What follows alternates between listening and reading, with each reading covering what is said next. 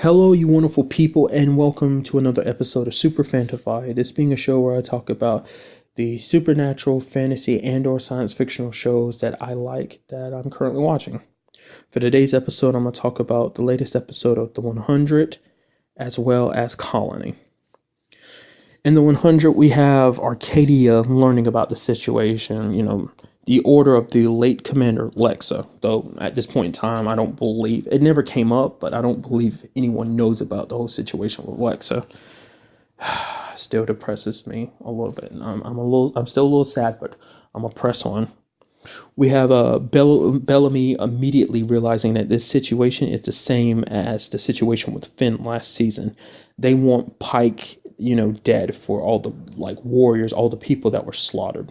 Like I said, it's an exact repeat of the situation with Finn.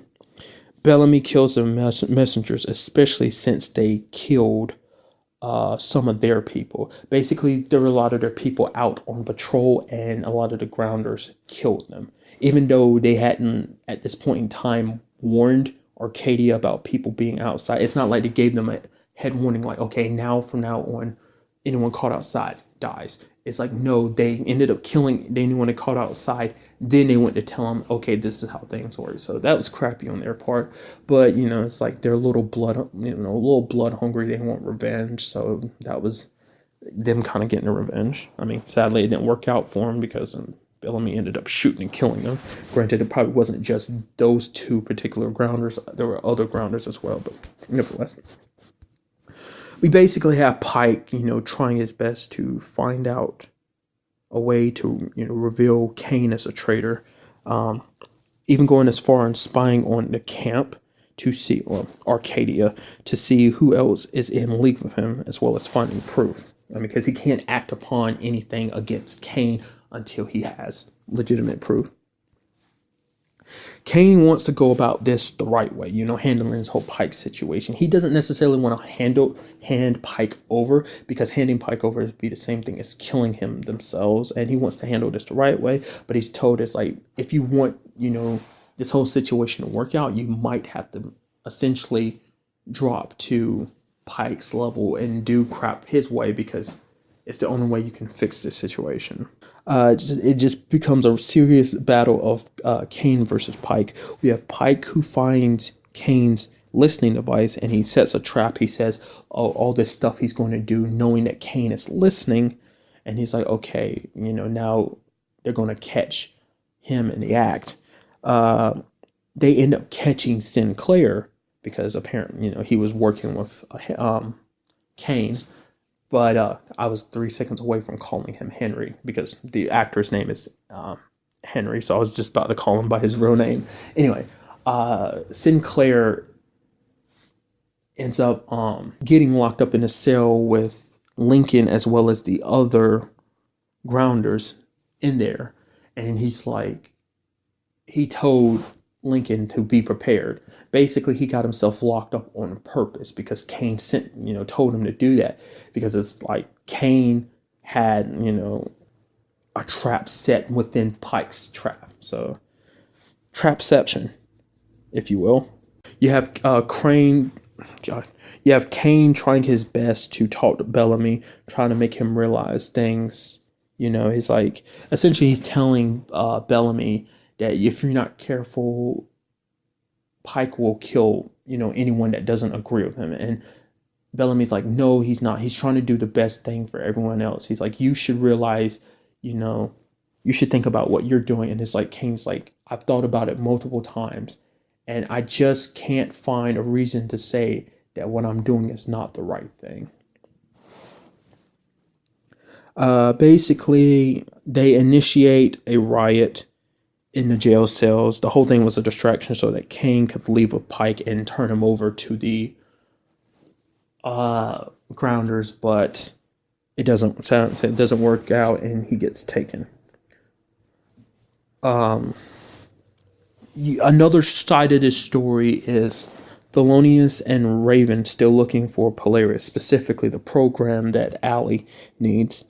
And Raven just feels like the best way to do that is to, get more, Well, basically, they need more followers on their side. But the only way they can do that is with those chips. And Abby took their chips, and Pike took the machine, the little chip maker that they had. So they need to steal it back. But getting to Pike's room, his room is going to be pretty hard because, security and everything. And basically, they need Jasper to, they need someone malleable and quote unquote dumb enough to kind of help them, without, I guess, like asking too many questions or whatever.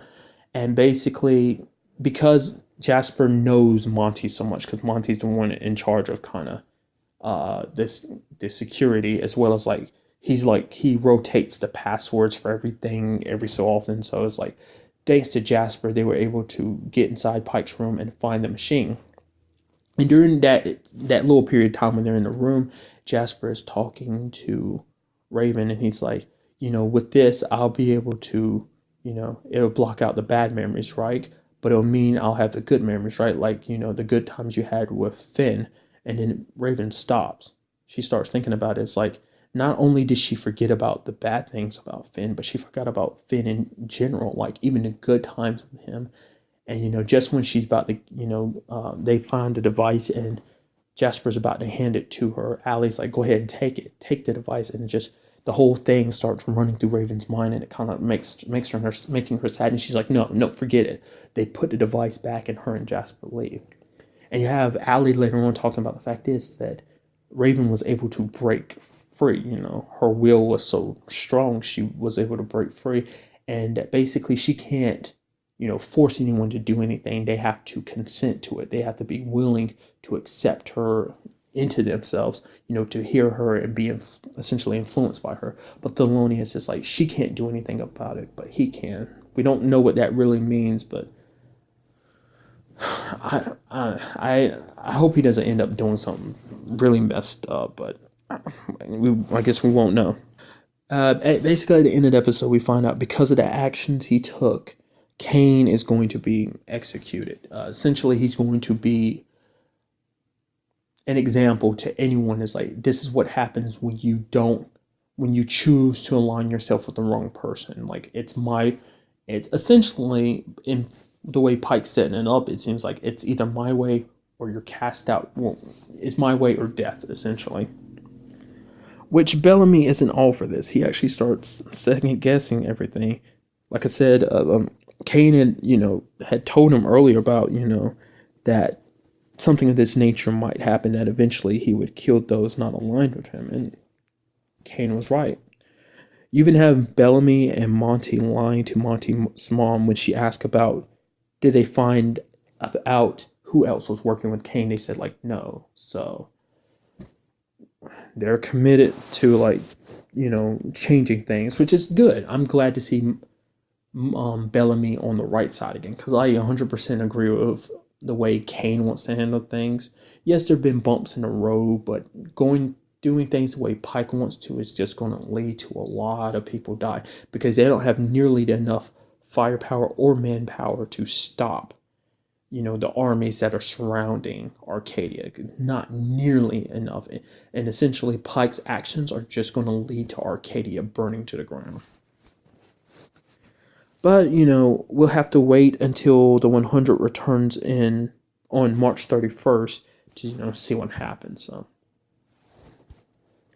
now moving on to this week's episode of Colony, we have it kind of beginning. It's like day 366. It's representing the fact that it's been an entire year since the occupation started. And we had that little part at the beginning where we have that Asian community who are lighting up, those balloons and sending them off to remember those that they lost, whether that's, because they were taken to the farm or whether they died during the insurgency, whatever the case may be. But then you have these red hats showing up and to disperse the gathering, and it's just like sad, because it's like you can't even do something as simple as mourning those you lost without it turning into a big deal.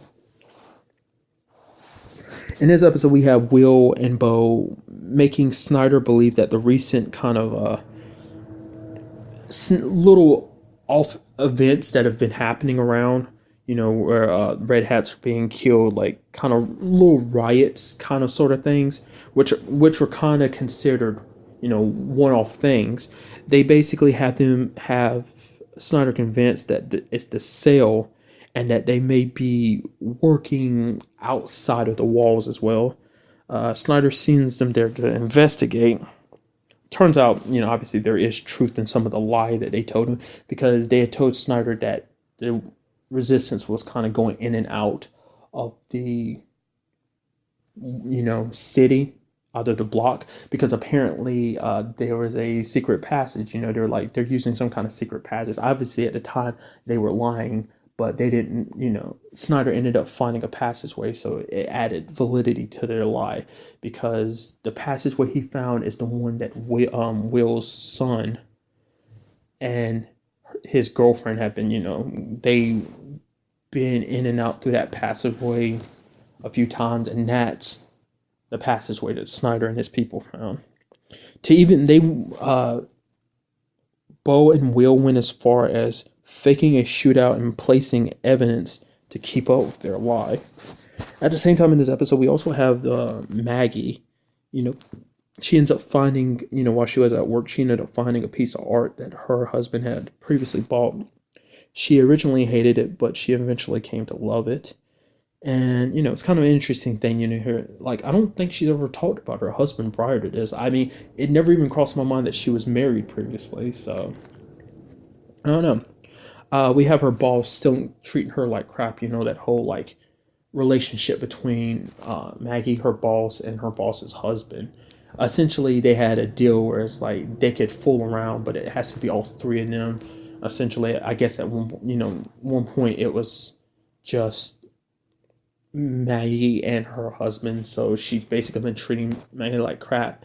She's been going as far as like having like this little catering party or whatever, and essentially telling Maggie to clean it up. Which she's like, oh, if you don't want to, I can get someone else. Which she's being a total bitch, because she knows how important this job is for Maggie, because for her, it's the only way she can get medicine for her son. So Maggie willingly does it. So she even finds some new art from her boss, some pretty valuable pieces as a way of, getting a new position. But it ends up turning out that the whole getting her new art was actually a setup. I guess she contacted Snyder as well as the Red Hats or whatever, but basically they show up and they take her away. Unless it was explained before and I totally missed it, apparently the host have taken all the expensive art. And I'm guessing that if you keep any, I guess if their value is above a certain threshold, you're not allowed to keep it. But she was keeping it, so it turned into a crime. It was crazy because you even have Maggie smiling about the whole thing, and her husband kind of looks at Maggie because he knows what she just did, but he doesn't really do anything about it. Because part of me is like, well, he kind of has grown fond of Maggie, so I'm thinking he's like, oh, well, at least finally the bitch is out the way or something like that. The lady's even screaming out, calling Maggie a bitch. It's like, you bitch, you did this. So Snyder must not know who Maggie is, that she's connected to Will. Because, he asked her who she was. She's just like, oh, I'm just an assistant. I guess she made sure to go out of her way not to actually mention her name, so. We have Burchard and Katie in this episode meeting up with the other cell. They're planning to kidnap the chief of ministry that's supposed to be coming to town that we learned about last episode. We even have Katie learning to shoot, Burchard is telling her, like, essentially to cast her emotions aside. Like, essentially things are going to go bad if you let your emotions cloud you. It's kind of a split second between life and death in these type of situations. And, once we go forward, there is no going back. And once you go forward, it will change you. Basically, we have Will going back home because Katie's at home trying to prepare for this whole kidnapping the chief of ministry. But we have Will telling Katie his plan to essentially he wants them all to leave the colony through the passageway him and Bo had that was discovered. Snyder hasn't had it closed down yet, so there's still a window of opportunity for them to use it. Essentially, he wants them all to leave the colony through that passageway, and basically his family will go with Bo, and they'll stay at his cabin while he'll go off and find Charlie, and then they'll meet up again. Katie is like, no, that's crazy. You're just talking crazy. And Will confronts her about the whole working with the resistance. Both believe what they're doing is the right thing for the family. They just, I don't know. They kind of brought up all the bad things they've done. It's like Will's like, oh, well, what about the fact is you got Phyllis, the woman that Will's boss previously, the lady who died. He's like getting her and her husband killed, and then Kay brings up like, well, what about my friends who died last episode? Her and her two sons died, and he's like, it's not my fault, that's your fault. You getting mixed up in all of this. He's like, that, I didn't want something like that to happen. I felt bad for them, but it's like, I'm doing this for our family. And then essentially Katie's like, I'm doing this for our family too. Like, no matter what, you want to run, Will, but there's no running away from this whole thing is on such a grand scale. There is no running from it. She even suggests at one point, she's like, you can help us fight. But Will's like, no, I can't. He's like, Katie, please just take the kids and let's leave. And she's like, she can't, and she walks away. And she joins up with Richard, and they go through with the mission. Will tells Bo that, Katie's not coming, so basically they're not going to be using the tunnel, but he's like, you should go ahead. Bo's like, oh, we can wait for another time, try and wait for another opportunity, but Will's like, no, take this time, and, you go on, and they say their goodbyes, and Bo drives away. And then at the very end, we have the Katie and Broussard, as well as the cell that they're working with, blow up the train that the chief of ministry is on. Originally, the idea was to blow it up and to make it just simply get knocked off the rails, but it ends up exploding and ends up, not exploding, but it just got like knocked around quite a bit, and everyone on board dies. And then we see Katie and them raise up their flashlights, and we see what I can only assume is like a robot or kind of a cyborg or android. And I'm guessing this is our first look at what the host really looked like, possibly. I can only assume, because I was under the impression it was going to be a human being, but apparently it's not. This chief of ministry, I would assume that's him, or it. So next week is the season finale, so hopefully we'll be getting some of our questions answered then. That's all I really wanted to talk about in this episode. Until the next time we meet, be happy, be safe, live life to the fullest, and enjoy it. Good day and goodbye.